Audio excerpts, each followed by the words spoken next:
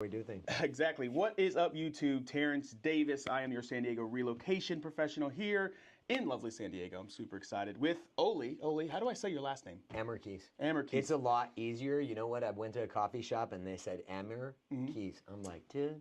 Well, actually, I'm so mad at you. America hits is usually what I said before. so yeah, I'm glad he corrected me on that. So what are we talking today about specifically? I'm super excited about this. So I'm actually a mortgage advisor, VA loan specialist. I love creative financing and helping people get into homes. And so what I'm excited about is we're going to talk about real estate. We're going to talk about how we help homeowners 100% actually get into homeownership. Yep. So if you guys are new to the channel, you guys know I am a former Marine, right?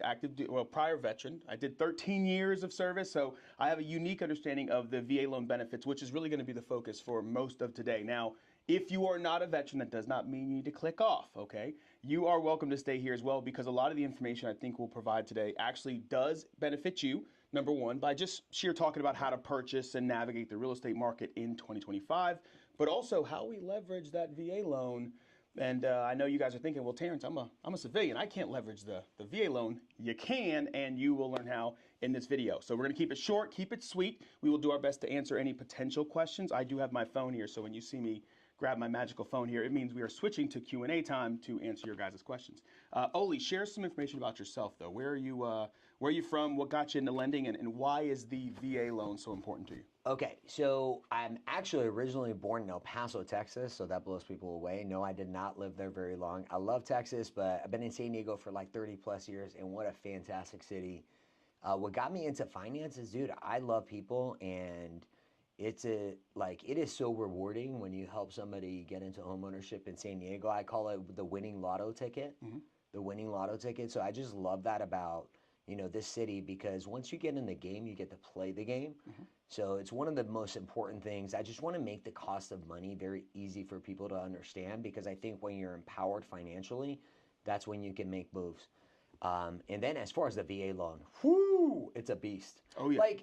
It's funny when we talk to real estate professionals and they really don't understand the power of the VA loan. I mean, it's shocking to me because you look at all the factors, and if you can't get VA loans accepted, that's I look at it as on me, because it's such a powerful tool in a market where affordability is a challenge. Yep. What are your thoughts about that? Yeah, no, I agree. I think affordability is a challenge for most of you, especially if you are trying to find a home in San Diego that is with your mortgage payments, with your utility bills, with your potential HOA bills, all that good stuff, and taxes, which are a little high here.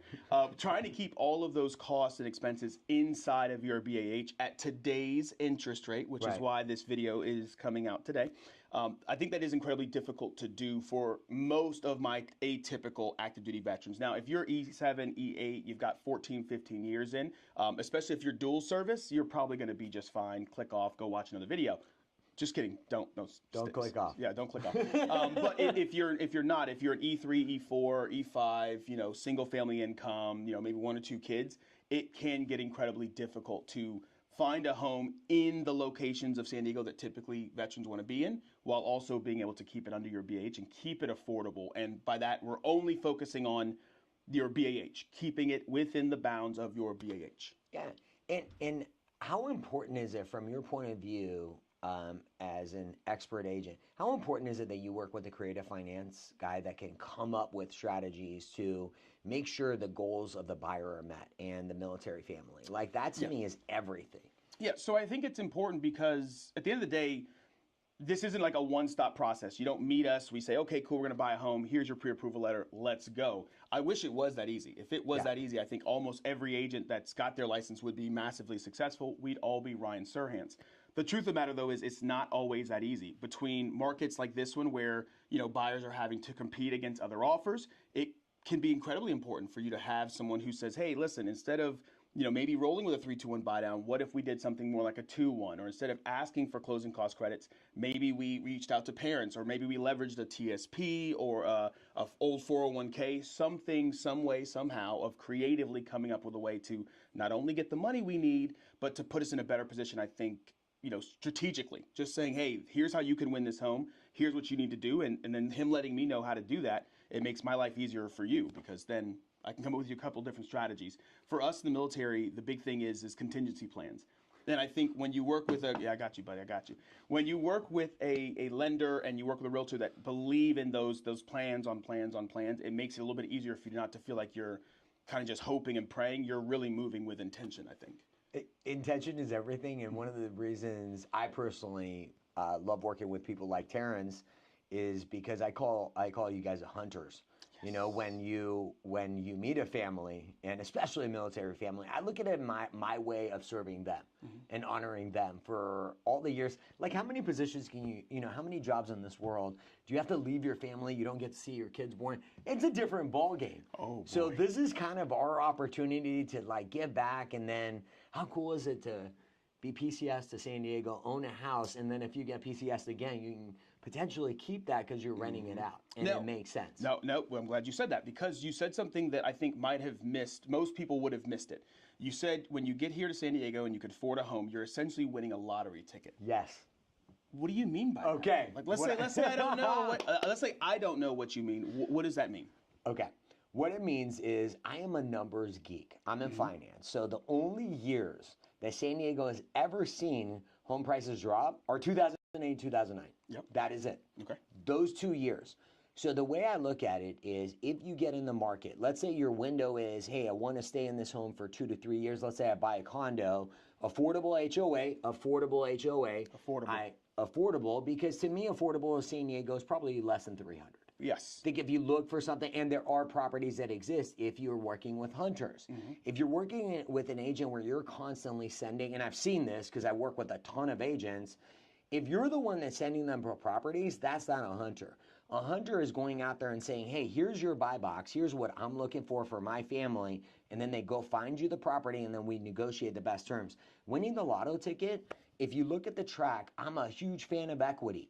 If you get in the game and you let equity do what it needs to do in San Diego, eventually on a long enough timeline, whether it's 4 years, 5 years, 7 years, it's going to be different for every family. You cash out potentially, or you keep it as an investment property, leverage that equity to go buy the home that you really want. Yep. Because I would say most military families that move to San Diego, they love it so much, they want to stay. Yes. So if you buy a house, rent that sucker out, move, and then retire, you could always come back and move back into your house. Correct. Yep.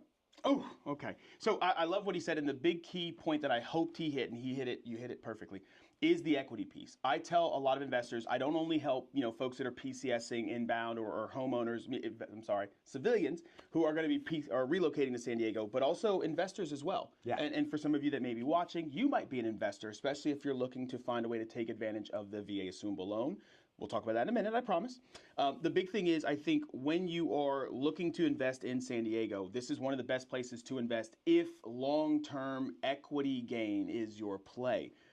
With that said, I'm going to caveat this. If you are looking for, cash flow, this probably is not going to be the best place, depending on how much you're sitting on in cash. And what I mean by that is, you could buy a property here, and you're a finance guy, so you're essentially buying a property where you're risking, let's say, $4,000 a month to pay a mortgage. You're renting it out for $4,300. And while $300 sounds like a lot of money, it's a cell phone bill, it's whatever. The second you slap on what you should do as a property manager, you're negative. Let's just say they charge you 10%. You're negative every month, just $100. And over time, that stuff starts to add up. So making sure you position yourself in the right way. Now, even if you're taking a $100 loss, let's say you're fine with that. You take a $100 loss every month for 2 years. $2,400. It's all good. That's out of pocket, right? Now, here's the kicker, though. How much equity do you gain typically? Let's say you're the numbers guy. So let's say $800,000 property that appreciates in value 4% for 2 years. Yeah, I mean, you're looking at, there you go. Like, you're talking about 20,000 right there. So over a span of 2 years, yeah, 2 years, you're 40,000 right there. I don't know about you, but 4,800 converted into 40,000. Where can I sign up for that? Exactly. Yep. And that's the big kicker, I think, is when you're looking at really navigating the space. And that's the benefit to finding folks that are more focused on the creative approach. Not so much just, hey, you want a house? Hey, I'll sell you a house. It's the next thing after. One of the reasons why I connected with Ollie and we really vibed in, I think, a pretty unique way is we focus on service after the sale. Not just service leading you up to the sale where we're working together and everything's fun and we have fun. We take pictures, maybe have some drinks together. I'm a veteran, so I got to do my drinking. But it's after the sale. So after the sale, how often are we talking? How often are we communicating? How often is your lender or realtor reaching out to you to say, hey, we bought this at, in 2024, your interest rate was a 6.125, whatever the case is. Well, hey, Ollie and I just worked a deal. We just got a VA IRRRL program. Yeah. And now we have access to rates. You could refinance right now down to 5.25 or 5.5. You have to get low with the IRRRL. I'm not going to pitch any numbers, but that stuff can get crazy. You know what? It's interesting that you say that because I've been thinking about this a lot. Like, what do I do to give back to the military community? So every month we run a promotion, whether we're covering appraisal, covering underwriting fee, waiving admin fee, and because we're in a multiple finance market, any VA loan that we do, when it comes to the VA IRRRL, I eat the cost of the refinance.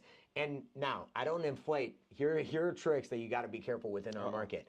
I don't increase the rate and then pretend like I cover the cost.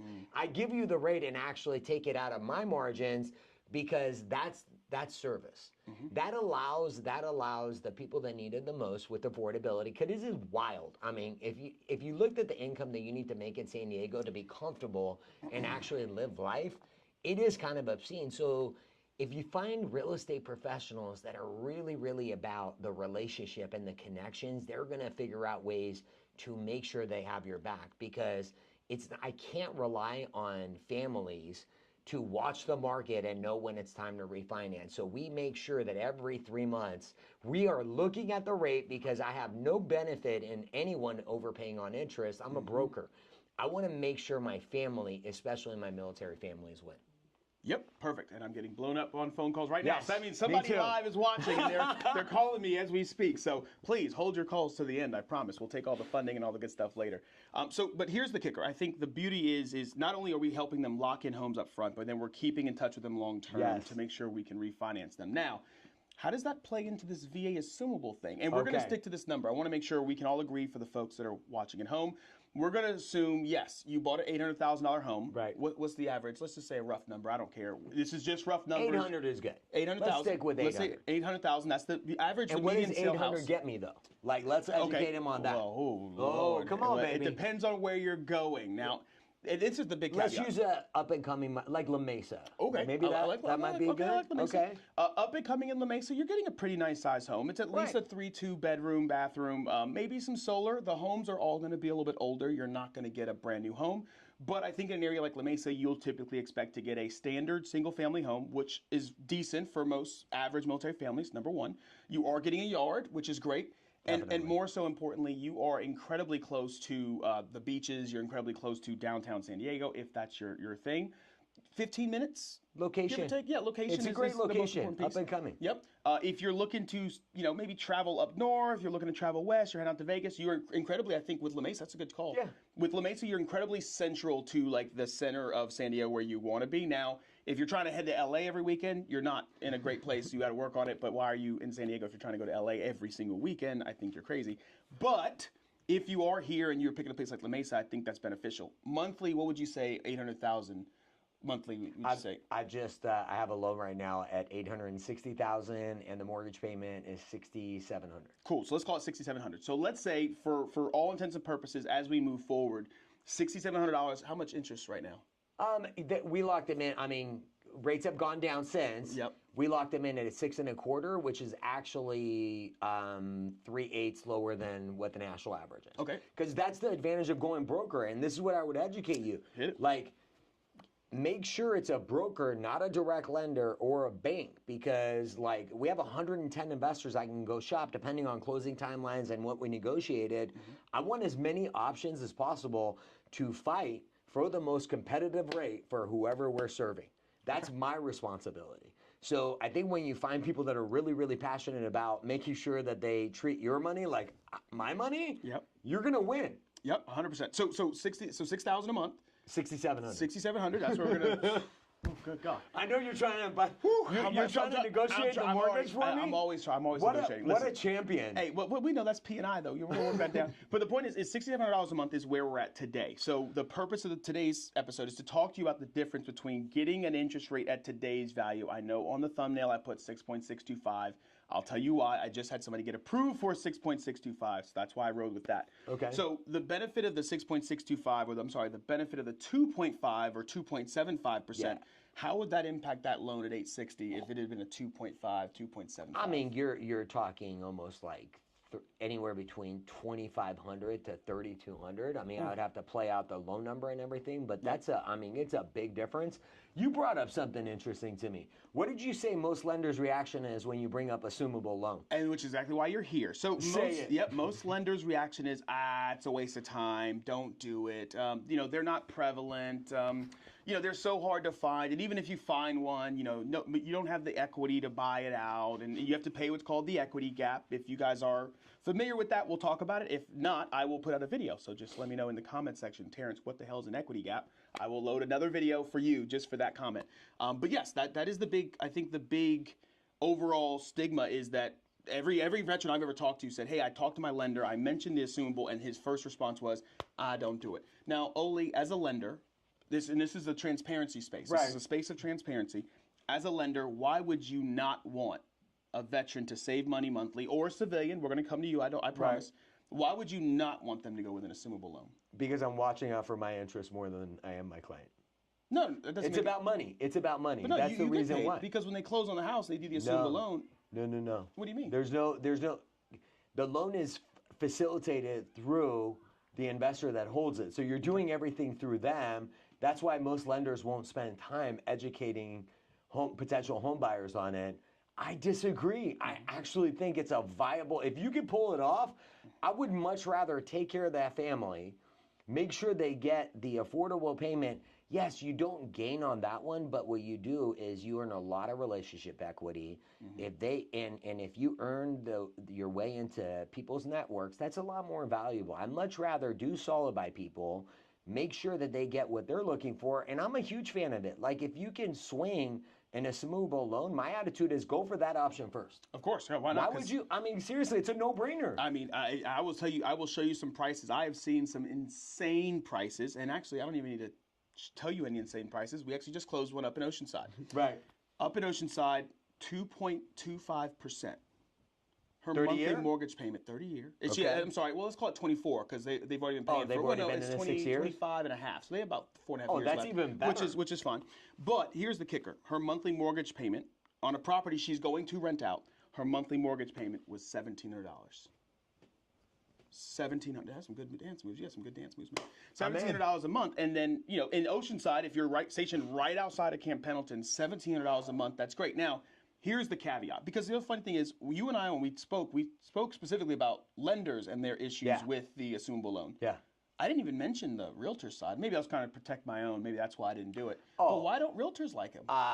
For my opinion is it's a lack of education. Really not understanding how it's a benefit. It's a lot of work. It's a longer timeline. So it's got to be the right property, okay? Yep. And then you have to have someone that's really, really on top of their follow-up, because you got to stay on top of the institution. You got to make sure you know what you're doing. If you go into contract on an assumable loan with an agent that hasn't done it before, you're not going to probably have the best experience. It's going to take a little bit longer. It's going to be a little slow. Now, to caveat this, I know exactly what he's talking about. I can tell you I have talked to or spoken with several realtors on listings that I know are assumable loans. And the first thing I say is, hey, I've got a qualified veteran. He's pre-qualified with only up to 1.5. We're good to go. But for some reason, I'm getting a little pushback from this agent on a $900,000 listing. And I'm wondering, why are we, what's the issue? What's going on here? And what it is there's so many negative stigmas or negative things that people think are really happening with the VA assumption process, how difficult it can be, how tough it can be. And really what it comes down to is that agent has never done one. They don't like one. And then I'm going to go with you. You said it's about money. I'm going to make it about money as well. Yeah. The truth is if you come to me, I send you to Ollie day one. You get pre-approved with Ollie. We find a house the following weekend within, 21 days? Average closing time for a VA loan? What are you thinking? Yeah, standard VA loan. I would say we do them, I would say 17 to 17 to 21, done. So, okay. I mean, easy file, 17 to 21, In done. and out. Yep. Yeah. Easy file, clean file, 70, 21 days. I, as the realtor, am paid. Ollie, as the lender, is paid. And you, as the homeowner, you have a home. 21 days. You get Congratulations. paid. Yeah, we all get. Well, I mean, I don't know. They doing the paying. I don't know if they get paid. Well, they get paid in equity. They get paid in equity. Yes, Okay. at some point in the future. Not day one though. Not day one. But the point is when you look at that and you have a realtor who goes, well, I can get a paycheck in 21 days. Why would I want to push this veteran or this buyer, this home buyer? I'm going to stop saying veteran, so I stop excluding people. Why would I push this home buyer into a assumable mortgage that could take anywhere from? I mean, my average right now is 32 days. Not to boost That's anything. because you know how to navigate. 100%. Now, but why would I do that? Like, why take somebody to do that when not only do I have to hunt? You mentioned hunting. I have to hunt to find the home that is a VA. First, I got to find the home that you like. Number one. Then I have to make sure it's a VA assumable. Then I have to make sure the agent's okay with it. Then I have to make sure that we navigate the process quickly. Then I have to keep on top of you, like he mentioned, for the assumable portion to make sure the servicer is doing what they need to be doing to meet the timelines. And then we might still get a denial letter from the VA if something's in your history or something else is bad that I didn't account for up front, which is how I've got so lucky with these. Also, the other big benefit is I have a relationship with the loan servicers now because they've heard my name enough. I just call the guy from Carrington Mortgage. Hey, what's up, bro? Hey, I got another one. He goes, oh, Terrence, man, I hate talking to you. He does hate me, by the way. That does make a difference. Like when you have relationships, especially with servicers, because they know that you're going to ask the right questions and they're going to have an easier experience, you're going to get more help. 100%. Yep. So the benefit of all this is, at the end of the day, yeah, sure, it might take me a little longer. Let's say average 2 to 3 months of actual home searching time. The big benefit is for you, the home buyer. When you get here, because we talked about affordability at the beginning, when you get here, if you could lock in a really solid 2.5, 3.5, those are even beneficial. Anything over 4, 4.5, I'm typically saying it's probably not. It's still worth it. Because it's cheaper, right?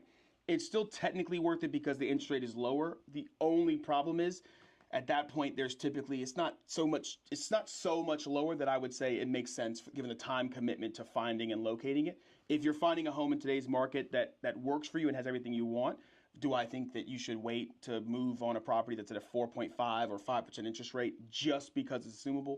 Probably not. It's not that big a deal. Yeah, that one's going to be borderline. It's always borderline. It's going to be property specific because there's no two properties that are the same. But I agree 100% with you that is the squeeze worth the juice? Yep. And at that point, maybe you consider it. You're like, I don't know. Definitely below 4, like all day long, every day on Saturday, on Sunday.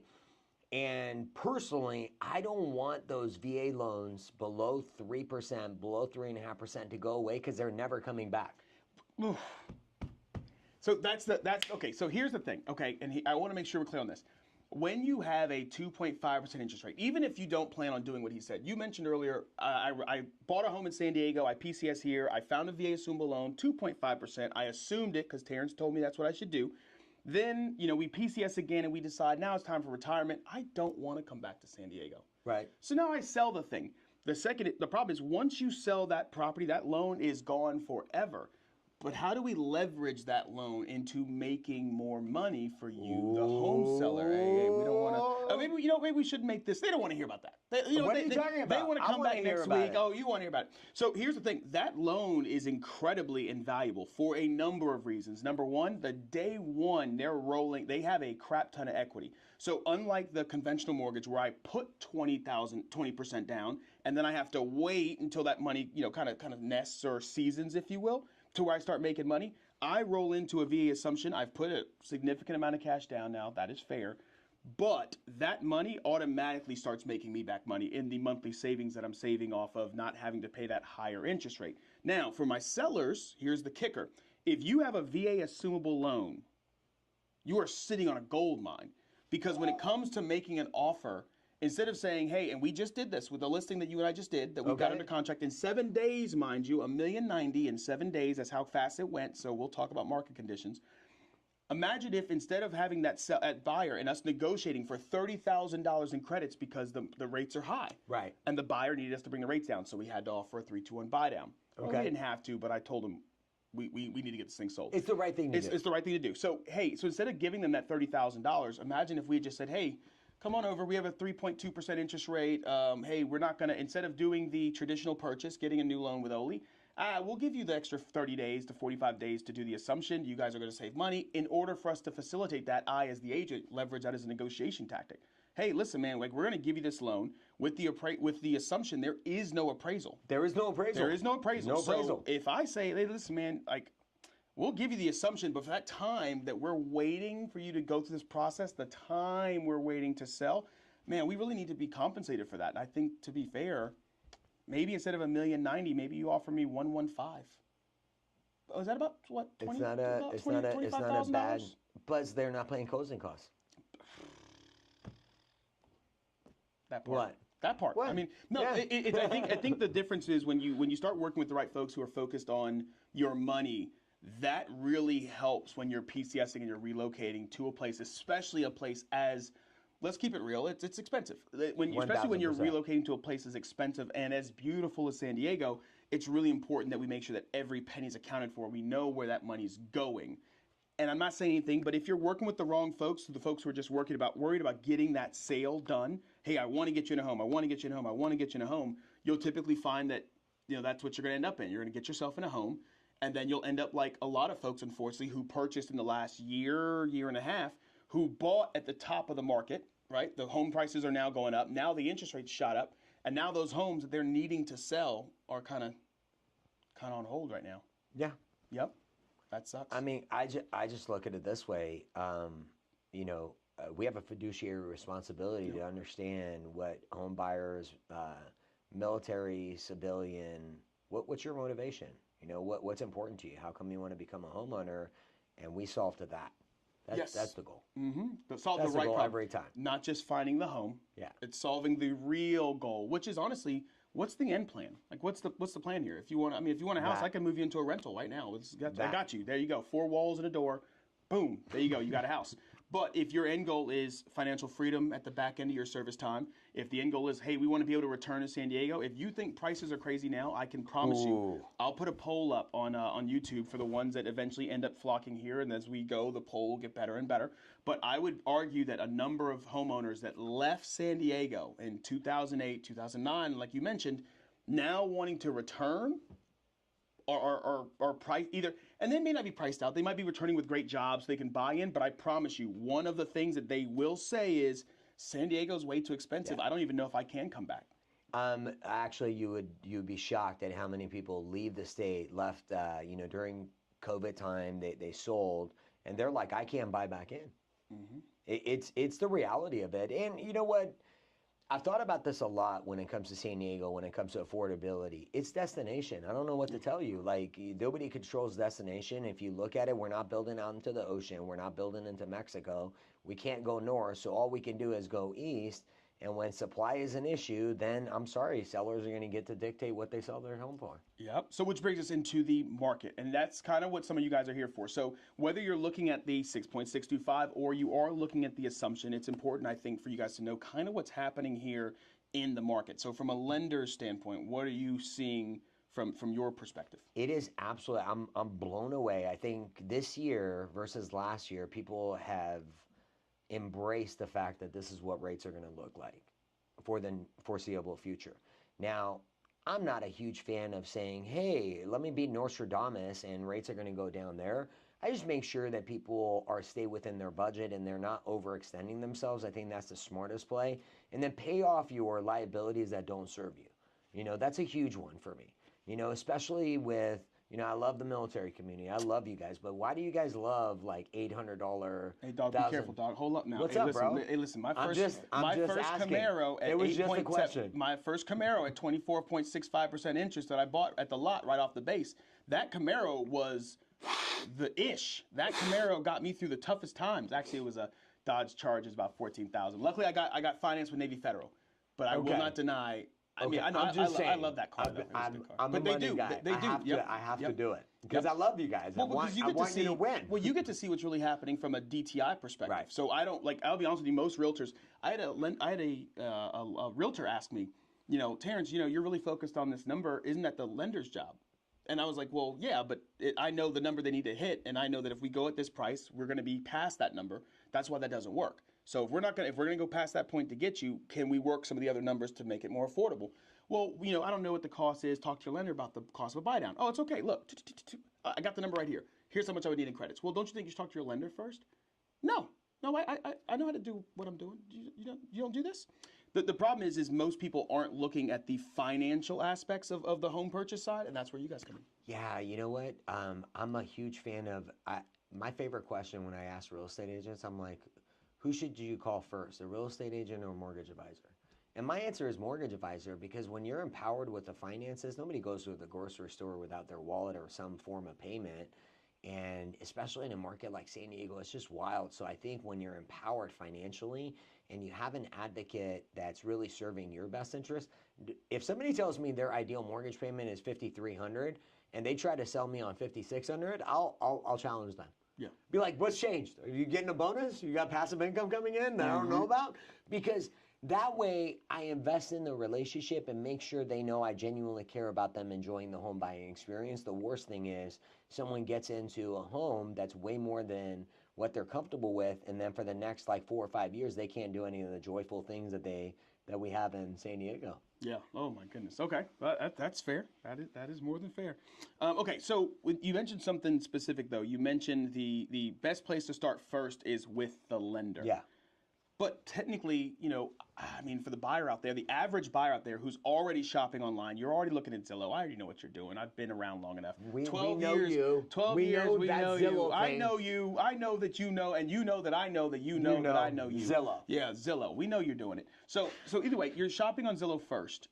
You end up bumping into a realtor. You tell them you want the house. Why not wait until I find the ideal home to call you?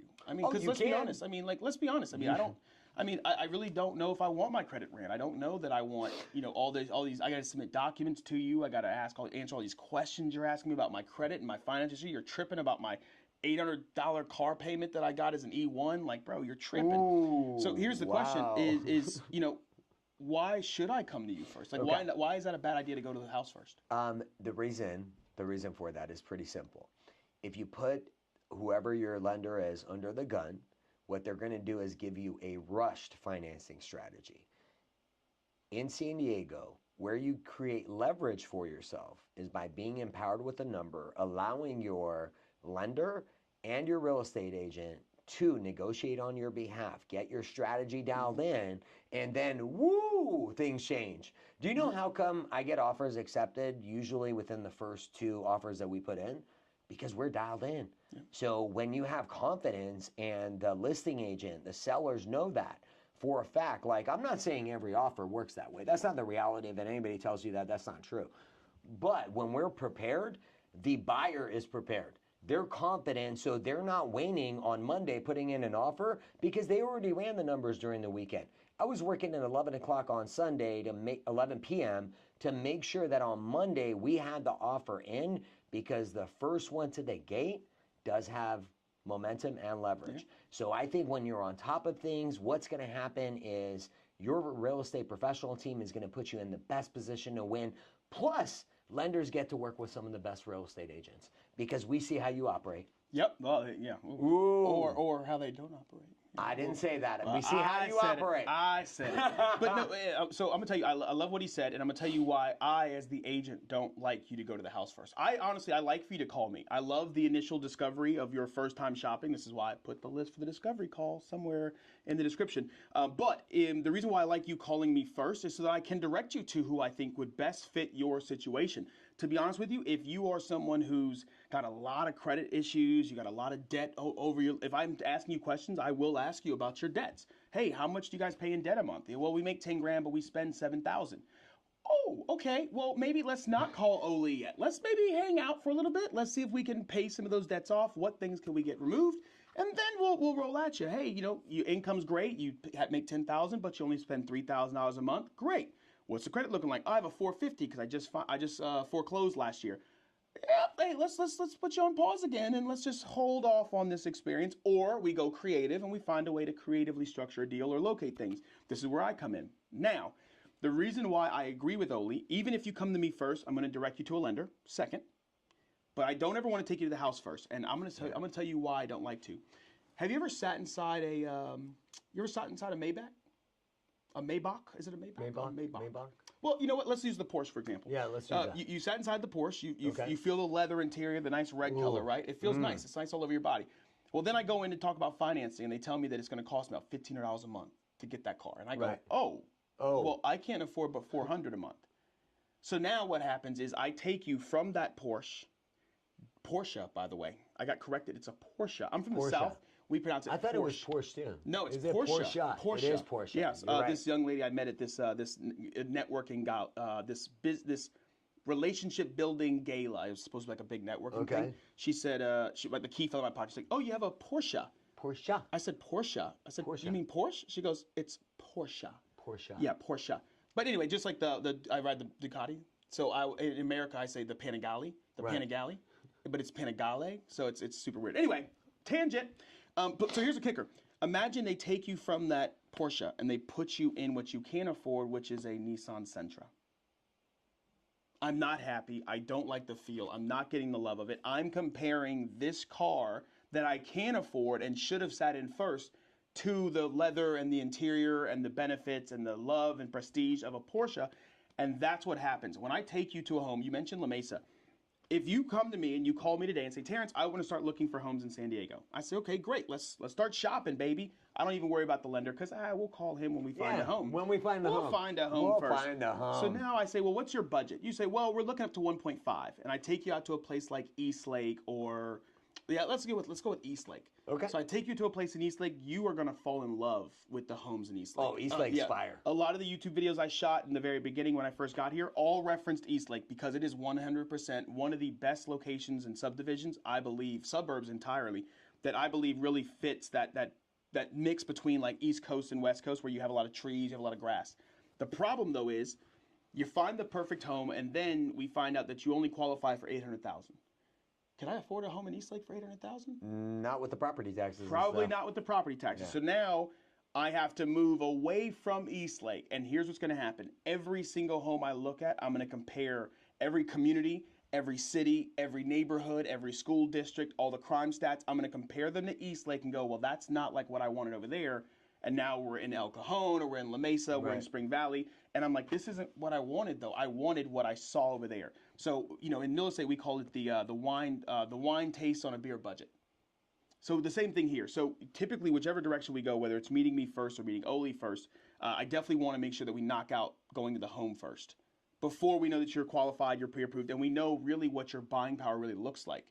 And like you mentioned, the benefit to that, I think, above all else, outside of you falling in love with the wrong product, is we can then structure a number of different things. For example, hey, Terrence, right now these guys qualify. I just met them. Hey, they qualify for $800,000. Great. Okay, $800,000. Here are, as your realtor, here are the homes that match what we discussed in your discovery call. These are the things that match what you've mentioned in your price point at $800,000. We really don't like any of those. Okay. Well, it's your prerogative. You don't have to. Right. Hey, Ollie, is there anything creative we can do to adjust their pre-approval price? So, and how does that work?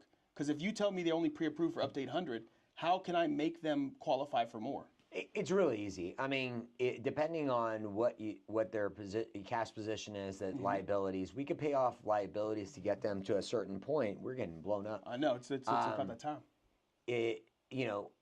Creative financing, I always have outs. So if they want more buying power, make sure you get the family's buy-in and when it comes to the mortgage, because obviously if we're going to approve you for more, the mortgage payment's going to go up. So I think there's ways to create 25 to 50,000 depending on what people's liabilities are. At the same exact point, like if you go, your budget is 825 to 850 and you're going and looking at 1.1, I don't care who you are. Nobody's a magician to be able to create that much income. So I would say within reason, that's why you want to work with people that are creative and explain things. No, I'm glad you said that. Explain things. Because you said magician. This is how I'm going to demonstrate this, and this is where we're almost going to end this now, because I think we're both getting blown up, and now it's probably time for us to get up out of here. Yeah. We got to have have you coming back for more. We will, yes. Definitely, if you are here watching, definitely feel free to like, comment, and subscribe, because I want to know more about what you want to hear, and also want to kind of know more about the format. So if you prefer this talking style over something with maybe a little more B-roll, a little more stuff, then I can do that instead. We can shoot this, privately, and then we'll upload it later. But here's the thing, because you said something. You said, hey, 850 to 1.1. Let's make that. I'm gonna show you how creatively we can make that happen. So 850 to 1.1, and we say, hey, as we look at their cash position, they do have a sizable amount of cash. Yes. Now, the reason why, and not even just Ollie, the reason why I partnered with Ollie, and more specifically, the lender that Ollie works for, this is Barrett Financial, right, is because they have what's called a piggyback loan. They have a piggyback option where if you have 10% of the purchase price ready to go, now how much is it for conventional to avoid PMI again? 20% down? Yeah. 20% down. If you have 10% of the sale price, it's actually like 11, it's technically like 11%, it's like 10.9% or something like that, but the 10%, we'll call it that. If you have 10% of the sale price, we can then put you into a situation with the assumable loan.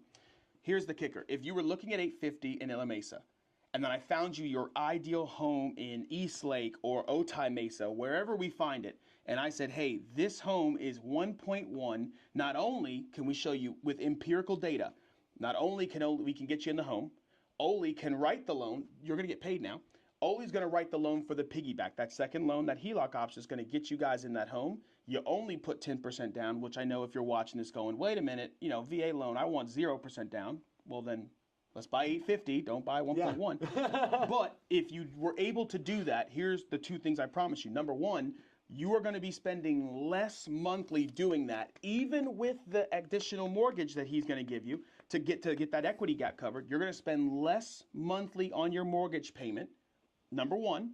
And number two, we just took your purchase power from 850 to 1.1. The home you get is going to be drastically different if you went from looking at El Cajon at 800 to now purchasing a home in Otay Mesa or East Lake for 1.1. I probably do need some B-roll over this because at this point I want to show you the difference between two homes. This is fire because if you also think about it, that home that you're going to buy for 1.1 million, the equity gain in that area is significantly higher.